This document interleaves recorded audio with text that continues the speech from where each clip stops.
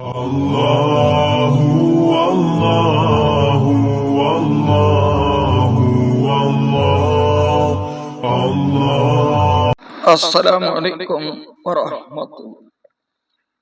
സുന്നത്ത് നിസ്കാരങ്ങളും അവയുടെ ശ്രേഷ്ഠതകളും എന്നതിൽ നിന്നുള്ള 7ാമത്തെ ഭാഗമാണ് നിങ്ങളിലെത്തിയിട്ടുള്ളത്.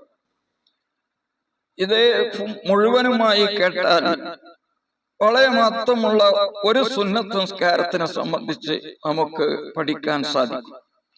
നമ്മുടെ ജീവിതത്തിൽ അത് പകർത്തേണ്ടത് അത്യാവശ്യമാണ്. അല്ലാഹുവിലേക്ക് അടുക്കാൻ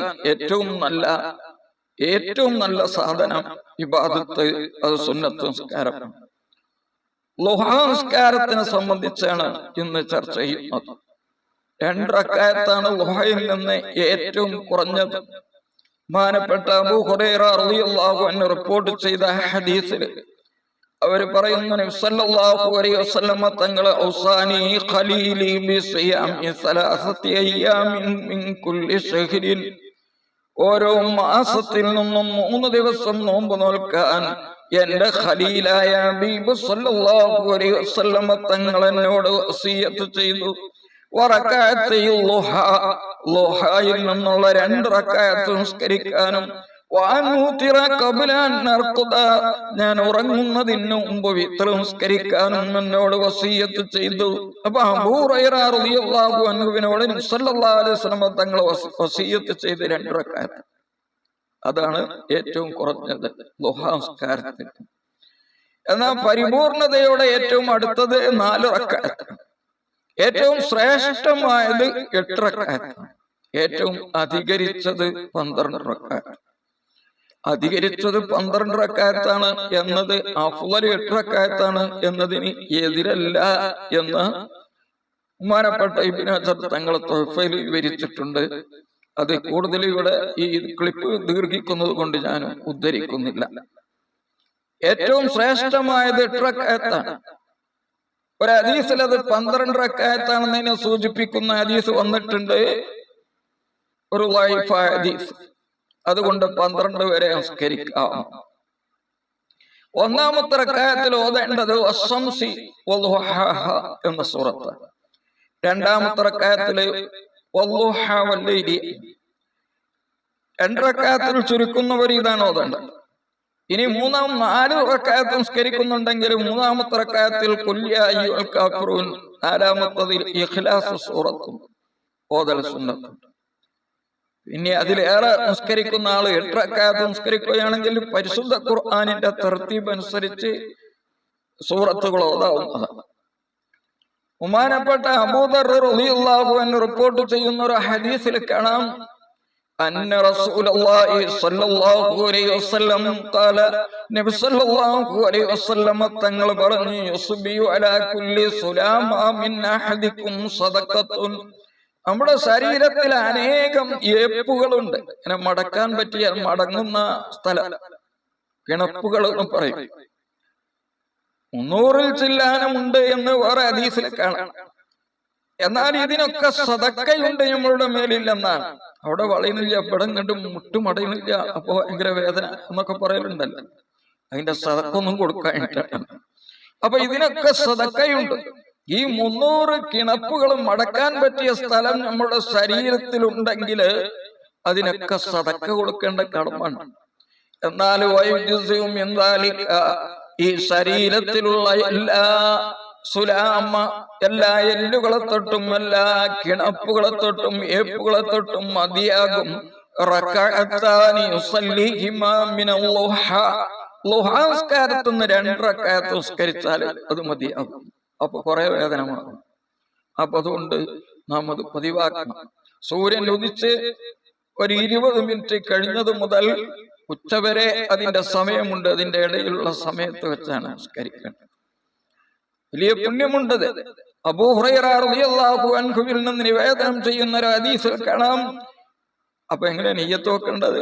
ളുഹാ നിസ്കാരം 2 റക്അത്ത് ഞാൻ നിസ്കരിക്കുന്നു, അങ്ങനെ നിയ്യത്ത് വെക്കും. അബൂ ഹുറൈറ റളിയല്ലാഹു അൻഹു നിവേദനം ചെയ്യുന്ന ഹദീസിൽ കാണാം, മൻ ആഫള അലാ സുഫഅത്തി ളുഹാ, ളുഹാസ്കാരത്തിന്റെ 2 റക്അത്തിന്റെ മേൽ ഒരാൾ സൂക്ഷിച്ചു പോന്നാൽ, പതിവായി നിസ്കരിച്ചാൽ, അവന്റെ ദോഷങ്ങൾ പൊറുക്കപ്പെടും. സമുദ്രത്തിലെ പതേ പോലെ അധികമുണ്ടെങ്കിലും പൊറുക്കും.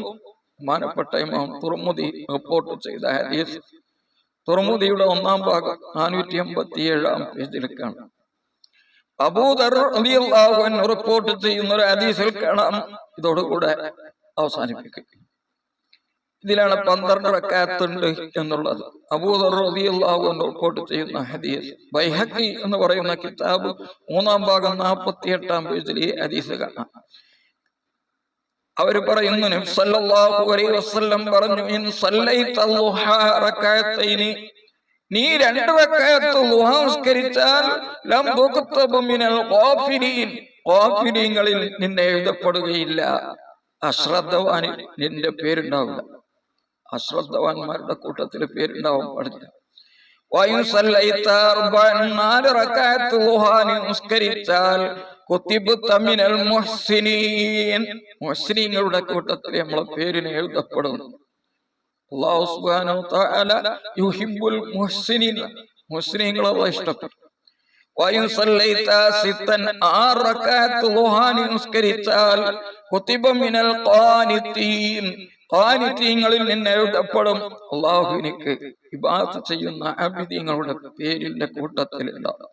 വഇൻ സല്ലൈത സമാനിയൻ, 8 റക്അത്ത് ളുഹാ നിസ്കരിച്ചാൽ, കുതിബത മിനൽ ഫായിസീൻ, വിജയികളുടെ കൂട്ടത്തിൽ നിന്ന് എഴുതപ്പെടും. വഇൻ സല്ലൈത അസ്റൻ, 10 റക്അത്ത് ളുഹാ നിസ്കരിച്ചാൽ, ലം യുക്തബ് ലക ദാലികൽ യൗമ ദംബുൻ, ആ ദിവസം നിനക്ക് ഒരു ദോഷവും എഴുതപ്പെടുകയില്ല.